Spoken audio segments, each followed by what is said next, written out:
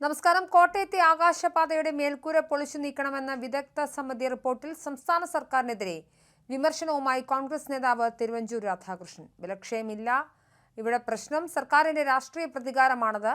വികസന പദ്ധതികളെ സർക്കാർ കൊല ചെയ്യുകയാണ്. കോട്ടയത്തെ വികസനം ഇല്ലാതാക്കാനാണ് ശ്രമമെന്നും തിരുവഞ്ചൂർ ആരോപിച്ചു. സർക്കാർ മാറിയ കാലത്ത് തന്നെ ആകാശപാത പൊളിച്ചു മാറ്റാൻ അവർ തീരുമാനിച്ചതാണ്. ആ തീരുമാനം നടപ്പിലാക്കാൻ വേണ്ടിയാണ് ഒരു ലിറ്റർ പെയിന്റ് പോലും അടിക്കാതെ യാതൊരു പരിപാലന പ്രവൃത്തികളും നടത്താതെ ആകാശപാത കാത്തു സൂക്ഷിച്ചു വെച്ചതെന്നും തിരുവഞ്ചൂർ പറഞ്ഞു. കോട്ടയത്തെ ആകാശപാതയുടെ ബലപരിശോധനാ റിപ്പോർട്ട് പുറത്തു വന്നതിന് പിന്നാലെയാണ് സർക്കാരിനെതിരെ വിമർശനവുമായി തിരുവഞ്ചൂർ രാധാകൃഷ്ണൻ രംഗത്തെത്തിയത്. ആകാശപാതയുടെ ചിറകരിയുന്നതിന് പിന്നിൽ രാഷ്ട്രീയമുണ്ടെന്നും അദ്ദേഹം ആരോപിച്ചു. ആകാശപാതയ്ക്ക് വേണ്ടി ജനസദസ്സ് വിളിച്ചുകൂട്ടുമെന്നും തിരുവഞ്ചൂർ പറഞ്ഞു. ജനസദസ്സിന്റെ തീരുമാനപ്രകാരം മുന്നോട്ടു പോകുമെന്നും ചില സ്വാർത്ഥ താല്പര്യക്കാരാണ് ഇതിന് പിന്നിൽ നിന്നും അദ്ദേഹം കൂട്ടിച്ചേർത്തു. അതേസമയം തുരുമ്പെടുത്ത പൈപ്പുകൾ പൊളിച്ചു കളയണമെന്നാണ് ബലപരിശോധനാ റിപ്പോർട്ടിലെ നിർദ്ദേശം.